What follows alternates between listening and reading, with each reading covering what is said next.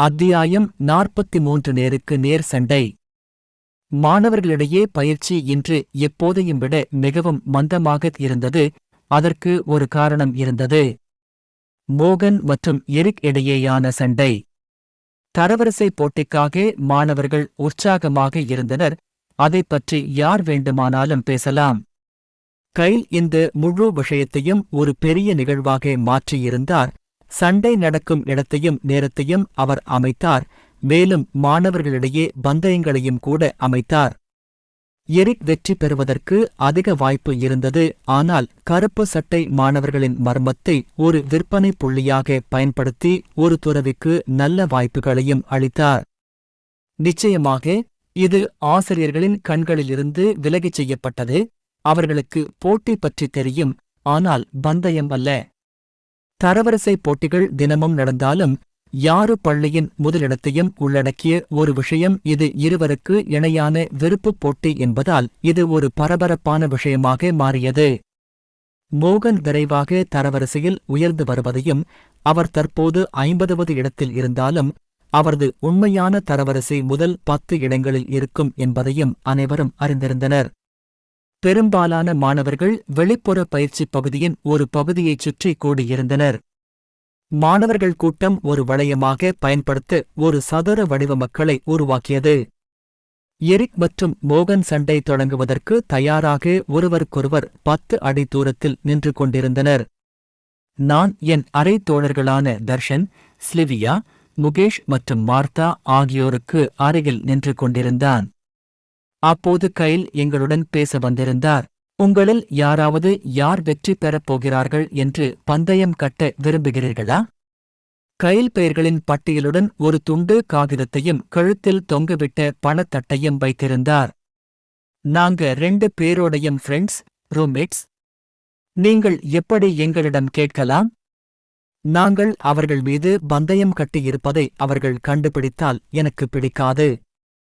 முகேஷ் கைலின் தட்டில் ஒரு 10 செப்சி நோட்டை வைத்தான். எளிதாக வெல்வார் 10 எரிக். முகேஷ் ஸ்லீவியா கத்தினாள். என்னிடமிருந்து மோகனுக்கு 5 பந்தயம் கட்டுகிறேன். நான் எப்போதும் பின்தங்கியவர்களையே விரும்புகிறேன், மார்த்தா சொன்னாள். உங்க 2 பேரையும் என்னால நம்பவே முடியல, சரியா தர்ஷன், ஸ்லிவியா சொன்னாள். தர்ஷன் ஸ்லேவாவின் கண்களை பார்க்க முடியாமல் தன் கைகளால் விளையாட ஆரம்பித்தான். சக்தி வாய்ந்த அந்த ஆள் ஏற்கனவே எரிக் ஜெயிச்சுடனும்னு பந்தயம் கட்டிட்டார் என்றான் கைல். பின்னர் கைல் கூட்டத்தினரிடம் கூச்சலிட்டு, பந்தயம் இப்போது முடிந்துவிட்டது என்றும் இந்த நொடியும் சண்டை தொடங்கும் என்றும் அனைவருக்கும் தெரிவித்தார். சரி, குறைந்தபட்சம் நீ ரேவிடம் எதையும் பந்தயம் கட்டவில்லை என்று எனக்குத் தெரியும்.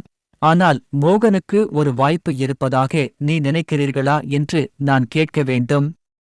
சில்வியா முகத்தில் கவலையுடன் கேட்டாள். அப்போ எரிக் ஜெயிப்பார்னு நீங்களும் நினைக்கிறீங்களா? ஸ்லிவியா பதில் சொல்லவில்லை. ஆனால் அவள் முகத்தில் இருந்த பார்வை எல்லாவற்றையும் சொன்னது. எங்கள் சிறப்பு பயிற்சியில் எங்களில் எவரையும் விட மோகன் அதிக முயற்சி எடுத்துள்ளார். எங்கள் பயிற்சியின் ஒவ்வொரு அம்சத்திலும் அவர் எங்களை விட சிறப்பாக செயல்பட்டார். எரிக் இயல்பாகவே திறமையானவர் மற்றும் கிட்டத்தட்ட அனைவரையும் வெல்ல முடியும் என்றாலும் மோகன் அவருக்கு மோசமான வகையான எதிரி என்று நான் கூறுவேன். எங்களைக் கேட்டுக்கொண்டிருந்த முகேஷ் தனது வார்த்தைகளைச் சொல்ல வந்தான். சரி, நான் எரிக்குடன் சண்டையிட்டு ஒரு நிமிடத்திற்குள் தோற்றேன். மோகனுக்கு எந்த வாய்ப்பு இல்லை என்று நான் நினைக்கிறேன். இப்போது எல்லோருடைய கவனமும் சதுக்கத்திற்குள் நின்றிருந்த 2 பேர் மீது திரும்பியது. கைல் அவர்கள் இருவருக்கும் ஒரு வகையான ரெஃபராக இருந்தாள். இருவரும் தங்கள் ஆயுதங்களை ஒருவருக்கொருவர் எதிர்நோக்கி தயாராக வைத்திருந்தனர். கைல் நடுவில் நின்று கையை காற்றில் நீட்டினார். 3, 2, 1. சண்டையின் தொடக்கத்தை குறிக்க கைலின் கை கீழே சென்றது. அவர் விரைவாக கூட்டத்திற்குள் திரும்பினார். மோகன் எரிக்கை விரைவில் தாக்கத் தொடங்கினார். கூட்டம் ஈர்க்கப்பட்டது. மோகன் எல்லா கோணங்களிலிருந்தும் நகர்ந்து தாக்கிக் கொண்டிருந்தார். இடது, வலது, மேலே, கீழே. ஈர்க்கக்கூடிய விஷயம் என்னவென்றால் அவர் ஒரு நிலைப்பாட்டிலிருந்து அடுத்த நிலைக்கு எவ்வளவு விரைவாக நகர்வார் என்பதுதான். மோகன் தனது சிறிய உடல் அமைப்பை தனக்கு சாதகமாக பயன்படுத்திக் கொண்டது ஆச்சரியமாக இருந்தது. கூட்டத்தில் இருந்த மக்கள் தாங்கள் பார்ப்பதைக் கண்டு அதிர்ச்சியடைந்தனர். ஆனால் அதே அளவு சுவாரஸ்யமாக இருந்தது. எரிக் கிட்டத்தட்ட ஒவ்வொரு தாக்குதல்களையும் தடுத்து நிறுத்தினார். மோகன் என்னை ஒரு நொடி கவலையடையச் செய்தார் என்று முகேஷ் கூறினார். மோகன் தனது தாக்குதல்களில் இடைவிடாமல் ஈடுபட்டார். ஆனால் விரைவில் அவரது சகிப்புத்தன்மை மற்றும் சக்தி குறைந்து வேகத்தை தக்கவைக்க முடியவில்லை. எரிக் இதை பார்த்து பதிலடி கொடுக்க வாய்ப்பை பயன்படுத்தினார். எரிக் மோகனை தாக்கச் சென்றபோது மோகன் தனது கால் அசைவுகளை மாற்றுவது போல் தோன்றியது. நைட் டெஸ்ட் தேர்வில் சர்க்கே போலவே அவரது கால்களும் இப்போது கிட்டத்தட்ட நகர்ந்தன. மோகனின் அசைவுகளை கண்காணிப்பது எரிக்குக்கு கடினமாக இருந்தது. மோகன் இருக்கும் இடத்தில் எரிக் தாக்கும் ஒவ்வொரு முறையும் அவரது ஆயுதம் இலக்கை அடைவதற்கு முன்பே அவர் நகர்ந்திருப்பார். மோகன் விட்டுக் கொடுக்காதே, மார்த்தா கத்தினாள். இருவருக்கும் இடையேயான சண்டை 10 நிமிடங்கள் தொடர்ந்து நடந்தது. இந்த போட்டி சிறிது நேரம் தொடரலாம் என்று தோன்றுகிறது என்று ஸ்லிவியா கூறினார். இல்லை, இது விரைவில் முடிந்துவிடும். எங்கள் நுட்பங்கள் ஒரு படுகொலைக்கு பயன்படுத்தப்படுகின்றன. எங்கள் முழு நோக்கமும் எங்கள் எதிரிகளை விரைவாக தோற்கடிப்பதாகும். மோகன் இதை அறிந்திருந்தார்.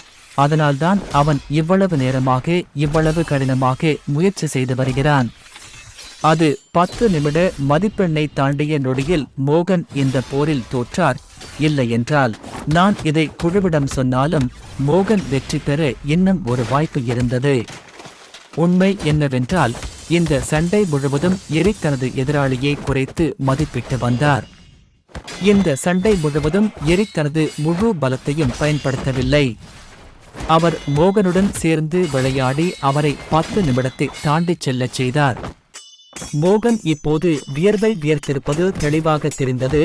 ஆனால் எரிக்குக்கு அது அரிதாகவே தெரிந்தது. விட்டுக் கொடுக்க தயாரா? எரிக் கூறினான். மோகன் எதுவும் பேசவில்லை. தனது மூச்சை கட்டுப்படுத்த முயன்றார். இந்த கட்டத்தில் எரிக் விரக்தியடைந்து இறுதியாக மோகனின் மீது முழு பலத்துடன் தாக்குதலை நடத்தினார். மோகன் தாக்குதலை தடுக்க தனது கத்தியை உயர்த்தினார். எரிக்கிடமிருந்து தாக்குதல் மிகவும் சக்தி வாய்ந்ததாக இருந்ததால் மரவாள் துண்டு துண்டாக உடைந்தது. முடிஞ்சு போச்சு. அப்போது மோகன் மரவாளின் உடைந்த பாகங்களில் ஒன்றை பிடித்து அதை ஒரு கத்தியைப் போல தன் கையில் பிடித்துக் கொண்டார். எரிக்கின் கழுத்தை நோக்கி முழு பலத்துடன் கத்தியை நகர்த்தினார். மரத்துண்டு அந்த ஆயுதத்தை கூர்மையாக்கியிருந்தது. பயிற்சிக்காக நாங்கள் பயன்படுத்திய முழங்கிய மரத்துண்டு இனி இல்லை. ஆனால் இப்போது அது ஒரு உண்மையான ஆயுதம். மரத்தாலான கத்தி எரிக்கின் கழுத்தை அடையும் தருவாயில் இருந்தபோது ஒரு கை வெளியே வந்து கத்தியை பிடித்து எரிக்கின் கழுத்திலிருந்து சிறிது அங்குலங்கள் தொலைவில் நிறுத்தியது. அது என் கை.